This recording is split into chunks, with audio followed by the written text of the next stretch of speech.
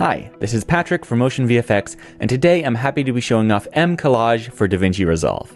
mCollage is a set of over 160 elements to create complex but coherent compositions. As with traditional collages, you can present multiple elements such as mind maps, vision boards, scrapbooks, photo galleries, and you can take them one by one onto your timeline, mix them in with your footage, and prepare a beautiful graphic layout. Textures, frames, typography, mCollage has it all, and all you have to do is decide how you want to combine them into something truly unique. To locate all of your mCollage assets, open the Effects library, select Toolbox, and type in the search bar mCollage. Here you'll see all the different categories of assets, including backgrounds, frames, movements, overlay effects, add-ons, doodle, pins and clips, tapes, and typography. And all of these presets are split in between titles and effects, and you can further narrow which presets you see by clicking on either of those. There is one important thing to note. Some of these presets, like these backgrounds, are listed as effects. And if I preview background 2, for instance, you can see this is a background that puts this text over your footage. So to integrate your footage into this effect, or for other backgrounds where it comes up and just blurs part of the screen or even completely covers the screen but transitions from your footage, these presets need to reference your clip to use it as part of the effect. This can be done either by dragging the preset right onto the clip or by using an adjustment layer, as we'll show off later. But this is worth noting because with the release of some new tools in DaVinci Resolve, some of these presets will soon be moving into the titles category. We're waiting on some small bug fixes and updates to make that a much smoother process, but if you pick up Collage or any of our other packs, stay tuned for more details. Let's look at just a few examples and dive into some of the advanced customization these presets offer. I'm going to start by looking at these overlay effects, and at first I will add an adjustment clip to my track and stretch that to match this clip, and I'm going to apply this overlay effect to that adjustment clip. That'll give us a little more flexibility with things like timing. For instance, if I grab this color look, drop it on that adjustment clip, you'll see it changes the color a little bit, and if we open our inspector, we can hop over to the effects tab, open up color look controls, and see in this color look type drop down, we have a bunch of just real quick color looks that we can slide in between. Find something that we like and just roll with that. And we do have these in and out checkboxes for animation. This is really helpful, especially if we shrink the size of this adjustment clip. So we can see it will start with normal color. When we get to the adjustment clip, it will fade onto this extra color we have added here. And then when the adjustment clip is over, it will fade back out to normal. I will come into this adjustment clip, delete that effect, and then we can actually hop back, and I'm going to grab this mCollage window light, drop that on the adjustment clip, and we see some interesting texture added. If I head back to my inspector, click Effects, come to Window Light Controls, we have this drop down here where we have 7 different presets, and if we cycle through these, we can see all of these are sort of simulating light coming through different windows in different patterns. We'll see this on a preset later, but especially if you are mocking up like things on a tabletop or a scrapboard or on a wall even, this can add some really interesting texture. Let's move on from there to talk about one of the highlights of this pack, the frame effects. I'm going to get rid of that adjustment clip because these are effects that we will toss directly on our footage. So before you apply any effects to your footage, it's important to know exactly what you're doing with timing. If I want this entire effect to be part of the frame, then we are good to go. But an important note as well, if you have any extra effects or a color grade on here that you want to be included in the effect, you can right click on that and go to New Compound Clip, and that will sort of save all current changes you've made before you add this new effect. But with that, we can come over to our effects where we have mCollage, and we see all these frame options, and I can click any of them. I can preview them just by scrubbing over them. We have some really cool options, lots of additional texture, but we can find one we like. I'll probably find this frame 1, this really nice basic Polaroid. I will drop that right on the compound clip, and it takes that video clip and now puts it inside that frame. It even still animates in really nice. We can cache this if we would like to get up to that full speed playback, along with that animating in and out.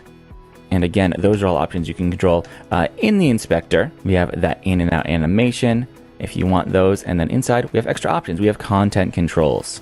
These are our master transform options that are in almost all of our packs. If you want to scale down this entire thing, shift it over to the side, you can do that. And then we have animation controls for how that animates in. You see right now, this rotates and just sort of fades in.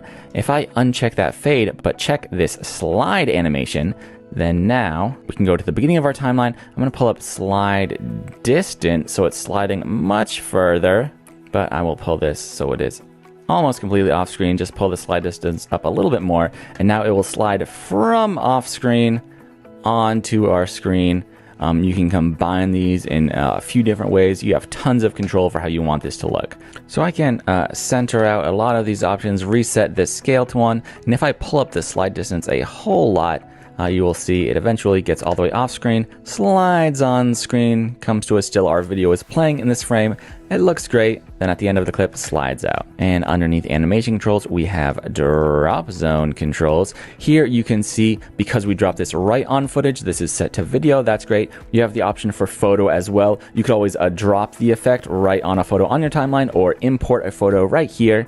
And you have extra controls for the scale of the photo or video inside of this frame. And we even have some custom color controls as well, if you want a black and white Polaroid or even just a slightly desaturated look. Next, we do have those frame controls for how you want this to look. You can always toggle it off if you want, or you can, shift this color.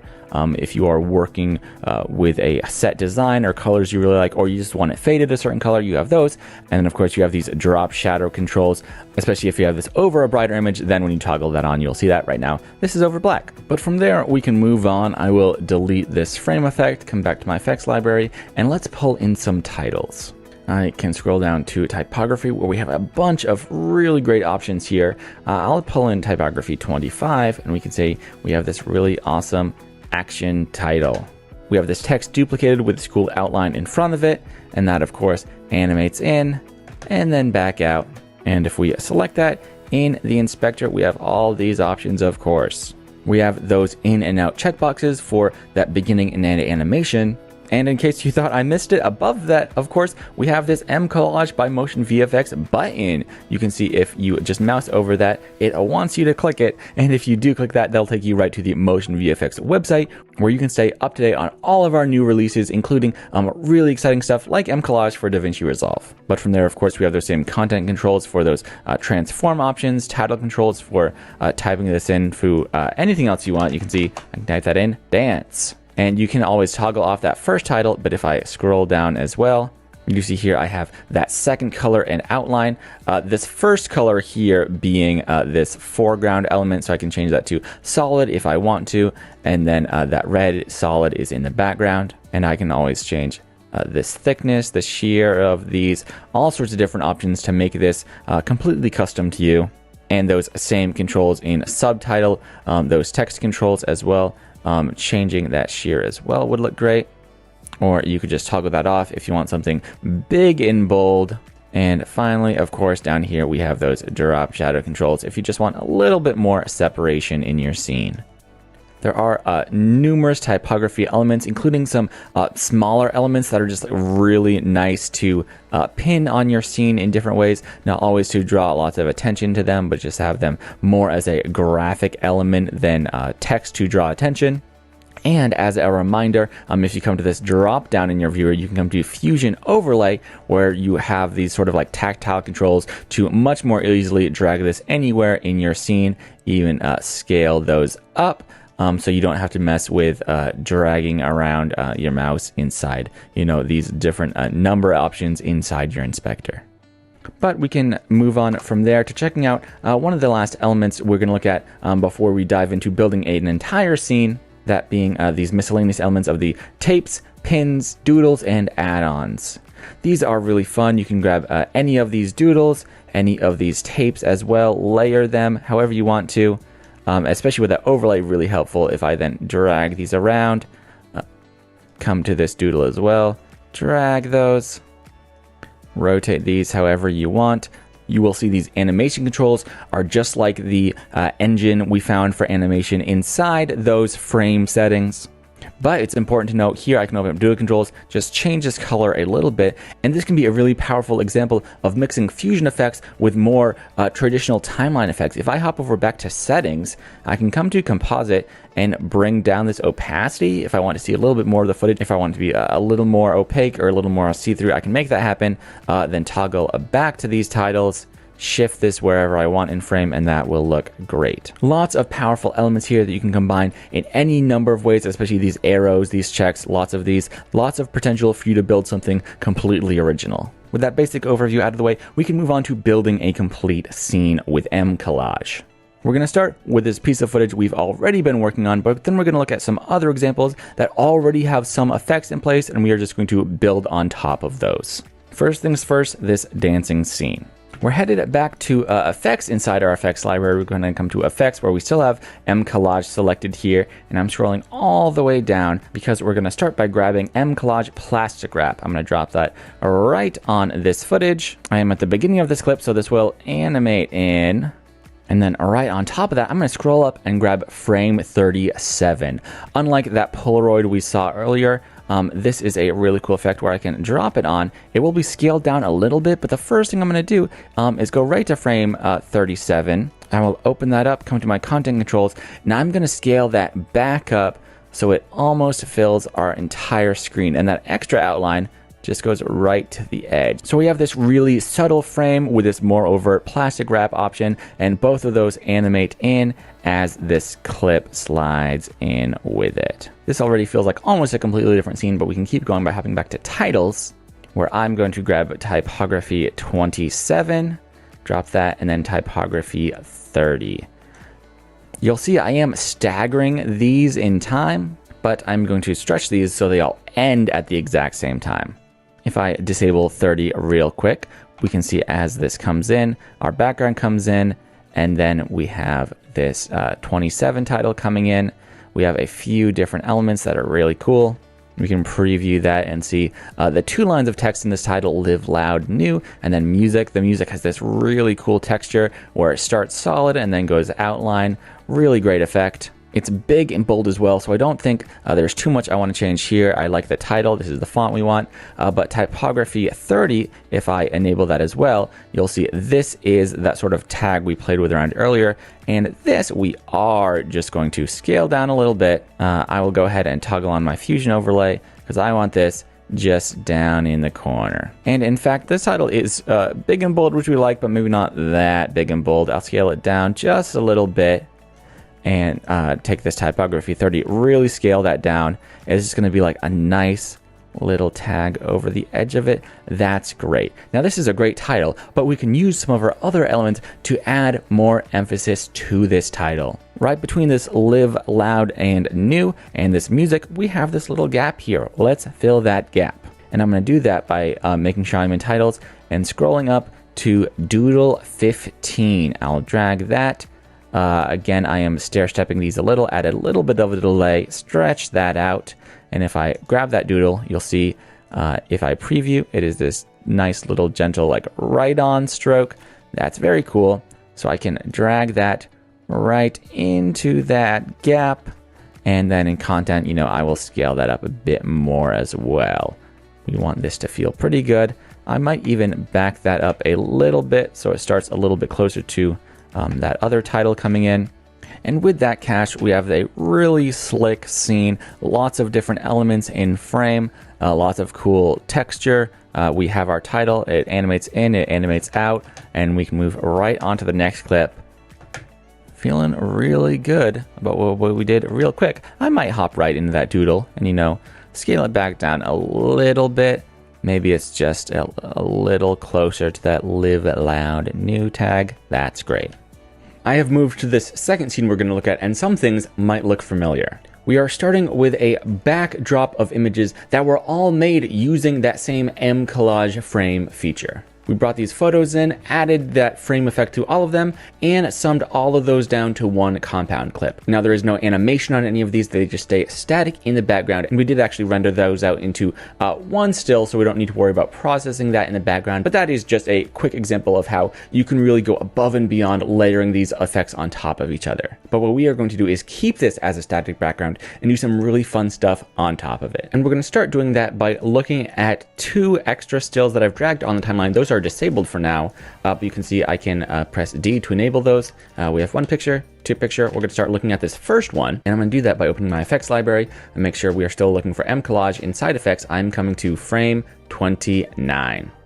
I'm going to drag that right onto the clip, and you'll notice it does apply that frame, but the photo does not stretch to fill that frame, but we can fix that in the inspector. Hopping over to effects, I can go to drop zone controls, and we are scaling up that drop zone inner scale. I am doing that just a little bit, get a little closer to these characters in frame, slide that up so it looks good. This is great.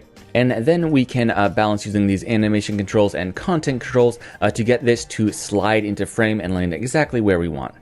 I'm going to pull this content scale down a little bit, change that rotation, and I'm going to bring this, down quite a bit. We want this to look like it is being, tossed onto this table of all this other photos. So I really like this final resting place, and you can see we have that fade slide animation on. I'm also going to turn on scale and pull the scale down a little bit and see what that gives us. So we'll see by default, it is sliding a little bit from the bottom, and it is scaling up a good amount. I might pull that back just a hair, but we do want this angle to shift. So I will change this slide angle. We want it coming in from the left. So I'm going to change this from -90 to -180. But of course, this is dealing with angle, so we could always just go 180. And if we preview that, we see it is sliding in. That feels pretty good. I might increase this slide distance even more, so it is sliding much more from off screen.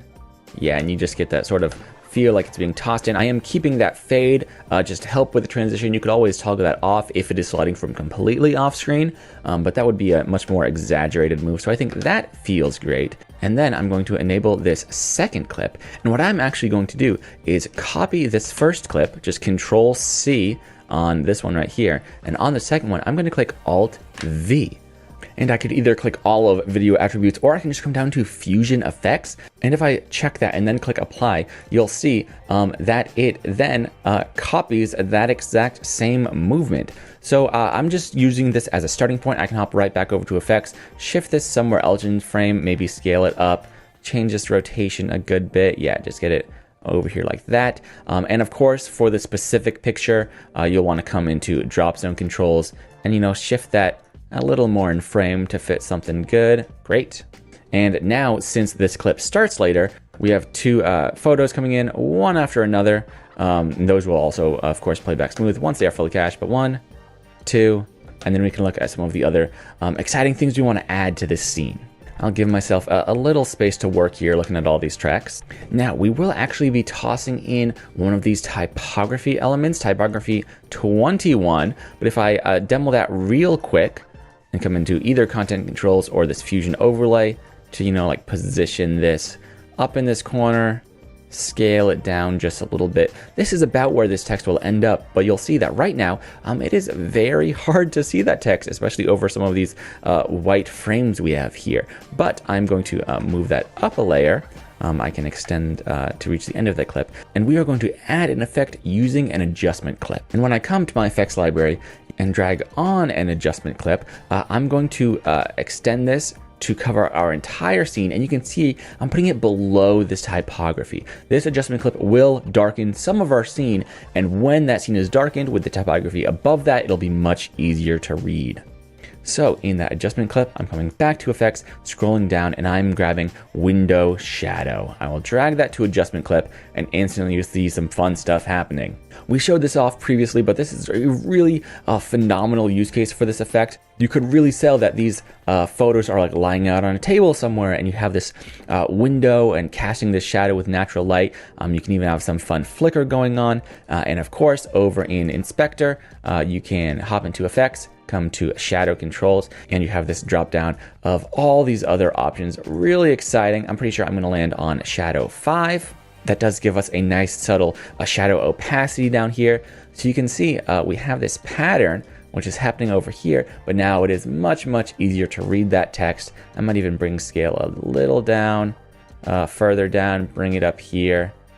There's lots happening in this scene, but that text, especially using this effect to separate that text, really sells it.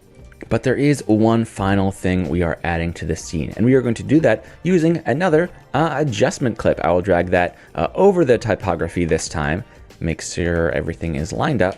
And on this new adjustment clip, again, covering our entire scene, in effects, I'm scrolling up to movements, and I am going to grab movement in. I will drop that on that adjustment clip.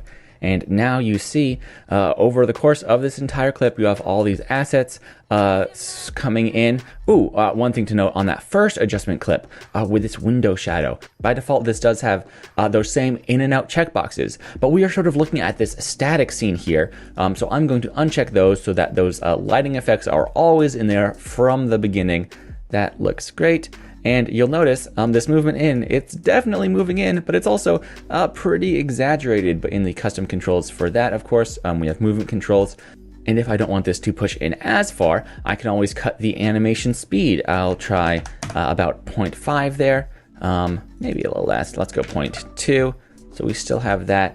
And then you start out wide, pushing in, especially to those photos. You got the text coming in as well. That is great. I'll probably start the text a little earlier too. Stretch that out. Let this cache and check it out. But with that, I am toggling off the fusion overlay for when we get over those cliffs. But now we have this really cool scene. Lots happening. I really like this subtle lighting effect. Really ties it all together. The text, these pictures being drawn on. Oh, and of course, these photos wouldn't just fly off on their own. So on both of those, I do want to uncheck the out animation on those and on that text as well. This is also a really cool example of that main in and out checkboxes, an instance when you don't want to reverse out. We bring them in really cool ways, but then this is just a static scene. And when it's done, we'll either, just cut away to a different scene or transition completely. We won't transition individual elements. Moving on from here, we're going to look at a scene that off the bat looks pretty close to done. We have our main footage, we're bringing in some photos using those same frames, we have a text element, and actually this is a really great example of mixing this text element here with a tape element. You see I can toggle that off there and back on. Just adding a little bit more texture, combining those. But what I want to do here is really show off the ability of mCollage elements to serve the narrative purpose of your projects.